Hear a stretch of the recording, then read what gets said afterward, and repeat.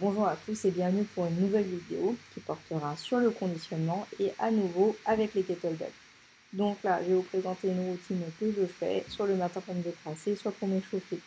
C'est un protocole de 1 minute de travail pour 10 secondes de repos que l'on refait 8 fois pour un total de 10 minutes.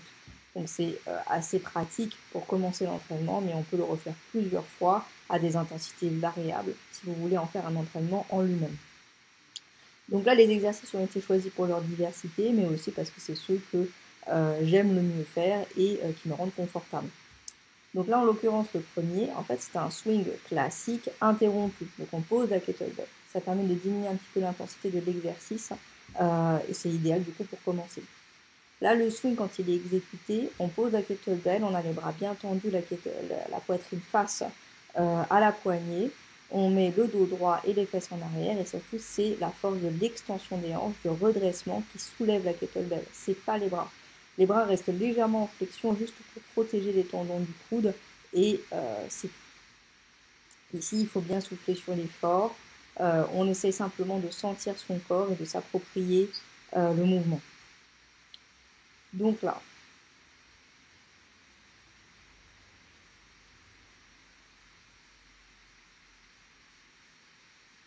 le deuxième mouvement, ça va être un swing combiné avec un squat. Donc le swing classique, vous commencez à bien le connaître maintenant. Le squat, en fait, le secret, c'est qu'il faut bien se mettre en arrière pour pas être emporté par le poids de la kettlebell. Sur le squat, les critères restent les mêmes, on va le plus profond possible et on se redresse. Le buste est le plus vertical possible, les fesses également en arrière. On souffle sur l'effort. La kettlebell, quand on est en position squat, on essaie de la balancer le plus haut possible. On n'essaye pas juste de la laisser traîner devant soi. C'est un mouvement qui est très dynamique et qui permet de bien s'échauffer sur la partie des jambes également. Donc c'est pas mal.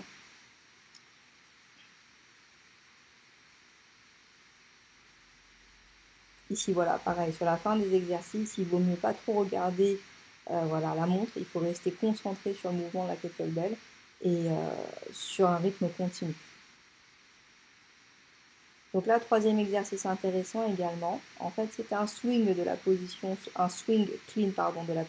squat, puis ensuite un press vertical au-dessus de la tête, main alternée. Pourquoi est-ce qu'on fait ça? Moi, j'aime bien parce que le swing clean de la position squat oblige à avoir une rotation assez courte et du coup puissante. Deuxièmement, effectivement, quand la kettlebell est soudainement chargée sur l'épaule et qu'on est en position squat, ça force à aller un peu plus profond et le fait de remonter, c'est un peu plus difficile. Après, le press vient naturellement dans le mouvement, puisque déjà quand on est sur l'impulsion, monter la kettlebell, c'est pas très difficile. Quand on l'a montée, on stabilise un moment et ensuite on descend toujours en stabilisant pour travailler l'épaule. D'accord? On est dans le contrôle. Voilà. Quand vous faites le clean, le swing clean, il faut bien prendre l'angle intérieur et mettre le pouce vers soi, d'accord? Le secret, c'est d'essayer de garder le coude près du corps, de mettre bien son avant-bras à la verticale et que l'angle vienne reposer sur votre angle pouce index pendant que le corps de la kettlebell vienne sur le mou en fait du coude. Et vous êtes du coup légèrement en arrière, le buste légèrement en arrière pour accueillir la kettlebell. Là, le troisième exercice, c'est en fait ce qu'on appelle un halo associé à une fente croisée. Donc le halo, c'est tout simplement ce mouvement de faire tourner la kettlebell autour de la tête. Et en fait, derrière, il y a des muscles extenseurs là qui travaillent plutôt bien et c'est plutôt agréable. Deuxièmement, la fente croisée. Pourquoi? Bon, la fente, c'est déjà un très bon exercice. C'est un squat splitté qui permet de travailler les jambes, mais le fait de le croiser, ça rapporte en fait un peu de déséquilibre. Il y a un dynamisme dans le mouvement, donc vous voyez que je balance un peu la kettlebell. En vrai, on pourrait partir d'un dead start pour augmenter la difficulté de l'exercice. Là, voilà, sur la fente, on essaie de rester redressé également et de rester bien en équilibre, de ne pas tomber quand on est en bas. Donc c'est pareil, bien souffler sur l'effort, rester relaxé. Sur les moments de récupération, donc là vous pourriez être comme moi en train de réfléchir au prochain exercice pour ne pas vous tromper dans la vidéo, mais en fait vous pourriez être en récupération active, d'accord, à marcher, à shadowboxer. Donc là l'exercice suivant c'est plus du tirage, donc en fait unilatéral, et on se met en position de soulevé de terre. Donc on a effectivement la poitrine face à les bras tendus, qui tombe à la verticale, la poitrine face à la cible, le dos bien droit, bien plat, les fesses en arrière et les jambes légèrement en flexion. Et là, on tient la kettlebell à soi. Donc je rajoute une petite rotation, donc en mettant ma main opposée qui vient toucher le sol, pour mettre la poignée au plus proche. Et ça vient travailler en fait ces muscles euh, enfin, de tirage à l'arrière du dos, qui sont difficilement travaillés si on n'a pas de barre de traction ou de points pour ancrer des élastiques ou autre. Là, franchement, c'est la version facile, hein. On pourrait le faire avec les deux kettlebells tout simplement en même temps ou alternativement, mais sans toucher sol. Donc là, c'est vraiment une version démo, quoi. Donc c'est pareil, en fait, je mets toujours un petit moment pour bien repositionner mon dos et qu'il ne fasse pas le dos rond, hein, ce qui est un petit peu le réflexe que l'on a quand on est dans cette position. Alors ensuite, exercice suivant, on fait en fait pompe associée donc à un exercice de gainage et tirage de la kettlebell. Donc là, franchement, j'ai pas remarqué, mais je le fais pas très bien. Je devrais être encore plus plate derrière.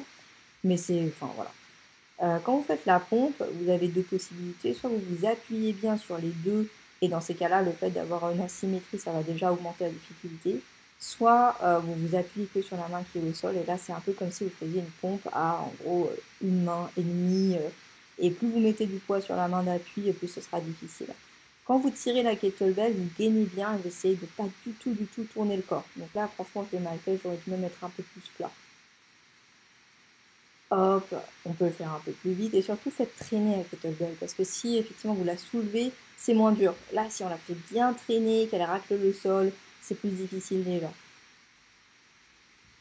Hop, la pompe bien plate. On devrait même presque toucher poitrine au sol, hein. Franchement, là, c'est pas très bien fait. Et pareil, quand vous vous reposez, vous ne mettez pas en cette position parce qu'en fait, ça te fait travailler quand même les cuisses et tout ça. Donc là, ça aurait été mieux si j'avais eu un coussin ou un tapis, mais manque d'anticipation.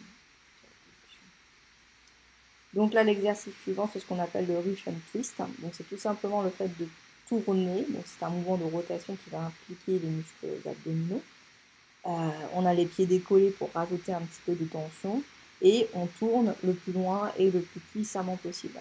Alors, les muscles abdominaux et les rotateurs sont peut-être, on verra dans le futur, mais sont dits être les muscles les plus importants dans le développement de la puissance en dog. Donc c'est d'autant plus important.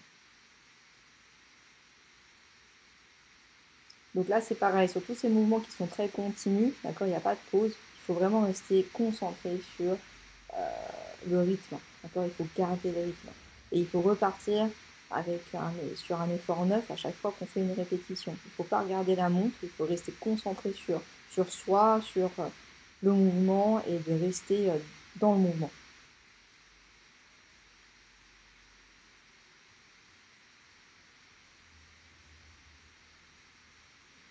Alors ensuite, le dernier exercice, idéal pour terminer, mais en fait ça pourrait être plein d'autres choses, c'est le snatch. Alors je ne fais pas une version parfaite parce qu'en fait quand je descends, je ne la fais pas descendre devant moi, je la fais descendre sur moi. Et ça c'est vraiment pour protéger les coudes, c'est juste pour éviter la tendinite, quoi.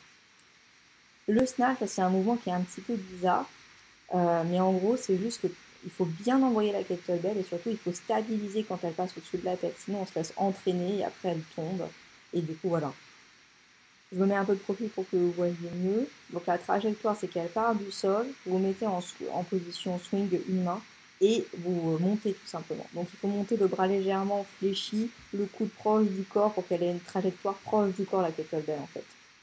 Et quand elle arrive en haut, c'est pareil, vous êtes dans l'angle et vous avez la pince pouce à l'aise qui est bien dans l'angle également. On stabilise une petite seconde pour travailler un petit peu ses épaules, on descend, voilà. Voilà, merci à tous.